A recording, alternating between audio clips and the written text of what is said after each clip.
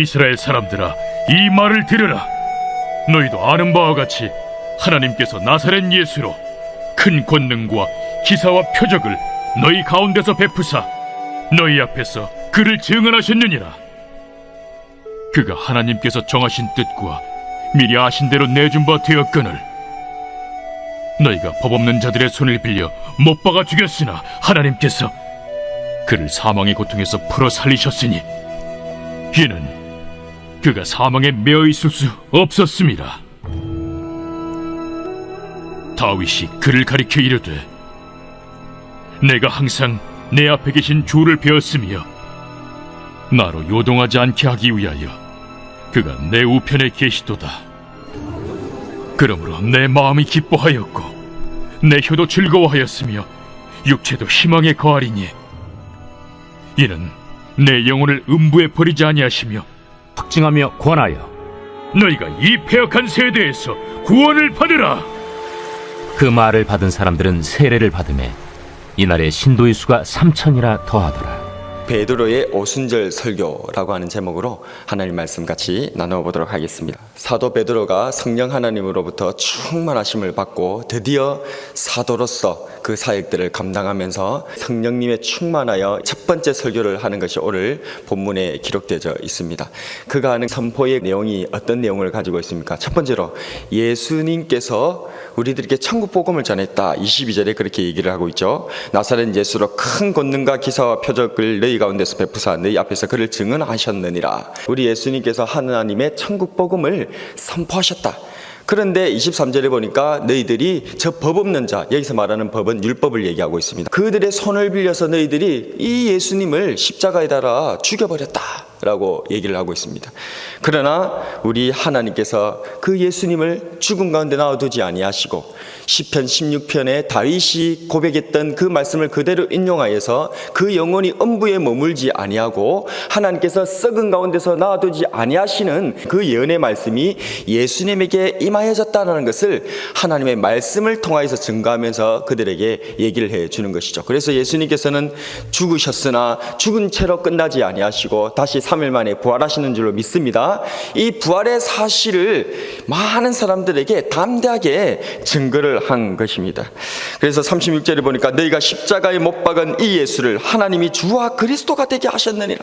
이 얘기를 들으니까 37절에 보니까 그들이 이 말을 듣고 마음에 찔려 베드로와 다른 사도들에게 물어 이르되 형제들아 우리가 어찌할꼬 하거늘. 그래서 이 베드로의 첫 번째 설교 말씀을 전하니까 마음에 찔림을 받은 것입니다. 형제들아 우리가 어찌할꼬 물음표를 가지게 되었던 것이죠. 그래서 이 사도 베드로의 성령님으로 충만하심을 받은 자의 입술에서 나오는 그 메시지를 들은 자들에게는 물음표가 찍힌다는 거예요. 그래서 성령님의 능력으로 감동하심으로 하나님의 사역들을 감당을 하면 사람들에게 자꾸만 물음표가 찍힌다는 거예요. 왜요? 이 사람의 말과 이 사람의 행동은 살펴보면 일반 사람들의 행동과 말과 다르다는 것입니다. 그렇기 때문에 성령님의 감동하심을 받은 자들은 세상이 감당치 못하는 그러한 삶의 모습 가운데서 드러나더라는 거예요. 그러니까 물음표가 자꾸 찍히는 거예요. 저 사람 왜 저럴까? 아니면 저 사람의 말은 대체 무엇을 의미할까? 우리의 일자만적인 삶, 우리의 육신적인 삶, 우리의 죄에 빠져있고 사단에게 종노를 하고 있는 인생들이 보기에는 이건 자꾸만 물음표가 찍힐 수밖에 없는, 그래서 형제들아 우리가 어찌할꼬? 라고 하는 그러한 결론에 도달하게 되더라는 것입니다. 그럴 때에 사도 베드로는 물음표를 찍어서 어찌할꼬 하는 그들에게 4가지를 받으라고 합니다. 정확하게 얘기하면 3가지 플러스 하나를 받으라고 합니다. 그 받으라는 것이 첫 번째로 무엇을 얘기하고 있습니까? 베드로가 이르되 너희가 회개하여 각각 예수 그리스도 이름으로 첫 번째 세례를 받고 두 번째 죄사함을 받으라. 세 번째 그리하면 성령의 선물을 받으리니. 일단 3가지를 받을 수 있는 거예요.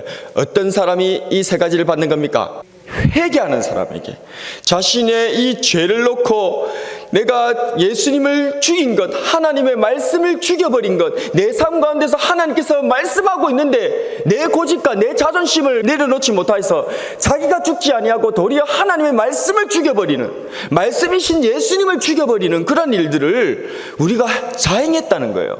이때 당시에 유대인들은 눈에 보이는 육신의 예수님을 십자가 달려 죽여버렸다면, 오늘 살아가는 저와 여러분들은 하나님의 말씀으로 로고스로 우리 가운데 찾아오신 그 말씀이신 예수님, 내 속에서 계속해서 나를 경책하시고 이끌어주시는 그 예수님의 말씀을 죽여버렸잖아요.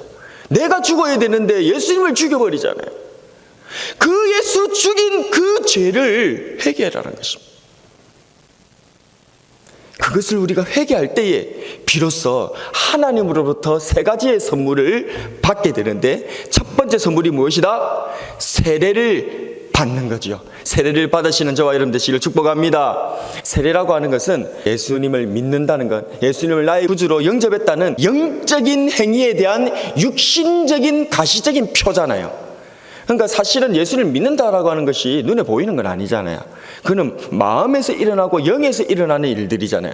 근데 그것을 우리의 가시적인 눈으로 확인할 수 있도록 하는 표가 뭐냐? 그게 바로 세례이지 않겠습니까?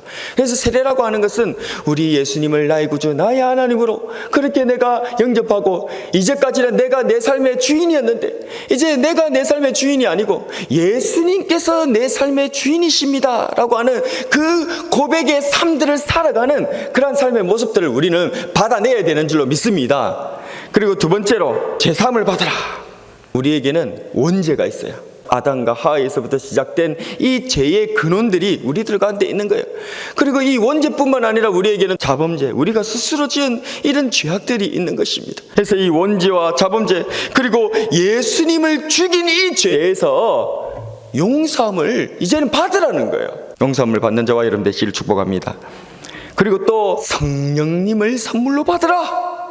성령님을 선물로 받으시는 저와 여러분 되시기를 축복합니다.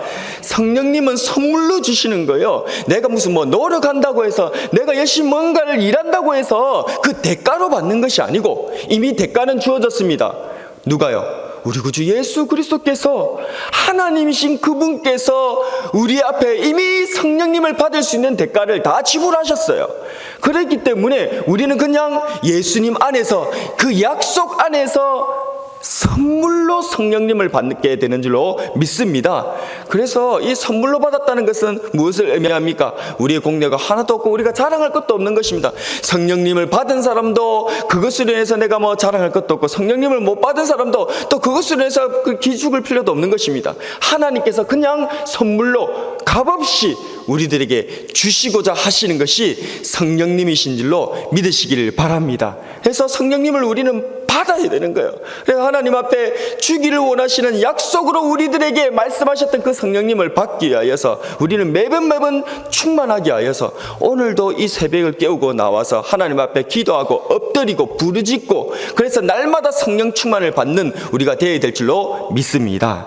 그래서 사도 베드로는 우리들에게 회개하여서, 그래서 이 모든 이 세계를 받는 것의 앞선 전제 조건은 회개하여서, 로마서 2장 4, 5절 말씀에는 너희가 회개치 아니하는 것, 그것으로 인하여서 진노의 날, 곧 하나님의 심판이 있는 날, 그날에 임할 진노를 내 머리에 쌓는다 라고 표현을 하고 있습니다.